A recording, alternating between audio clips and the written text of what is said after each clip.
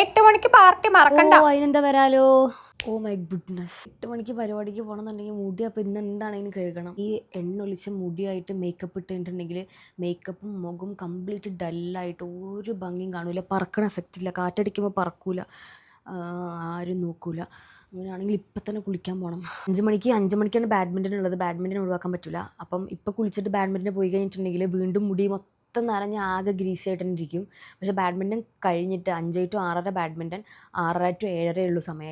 7:30 ഇവിടെ നിന്ന് ഇറങ്ങിയാൽ 8 മണിക്ക് അവിടെ എത്തുള്ളൂ. അപ്പോൾ അങ്ങനെയാണെങ്കിൽ 1 മണിക്കൂർ കൊണ്ട് കുളിച്ച് മേക്കപ്പ് ചെയ്ത് ഹെയർ സ്റ്റൈൽ ചെയ്ത് ഇറങ്ങാൻ പറ്റില്ല. ഇപ്പോൾ കുളിച്ചിട്ട് ഫുൾ സെറ്റായി കഴിഞ്ഞിട്ട് പിന്നെ 5 മണിക്ക് ബാഡ്മിൻ്റൺ പോകുന്നതിന് വലിയ കാര്യമൊന്നുമില്ല. അവിടെ ചെന്നിട്ട് പിന്നെയും വേർത്ത് കുളിച്ച് മുടി ആകെ നനഞ്ഞ് പരിവാവും. അങ്ങനെയാണെങ്കിൽ ബാഡ്മിൻ്റൺ ഒഴിവാക്കേണ്ടി വരും. മാസത്തിൽ ആകെ 12 ക്ലാസ്സേ ഉള്ളൂ.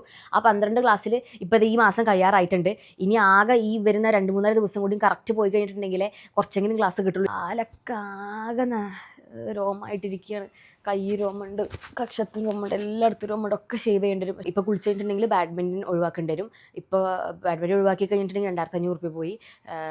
ബാഡ്മിൻ്റൺ കഴിഞ്ഞതിന് ശേഷം കുളിക്കുകയാണെന്നുണ്ടെങ്കിൽ മേക്കപ്പ് ചെയ്യാനൊന്നും നേരം ഉണ്ടാവില്ല. ഞാനില്ല, അടുത്ത് ഇപ്പോൾ അതാണ് പറഞ്ഞിട്ടുണ്ട്. ഈ അവസാന നിമിഷം ഓരോ കോണച്ച പ്ലാനായിട്ട് വരുന്നു കേട്ടോ, വെച്ച് പോകണം.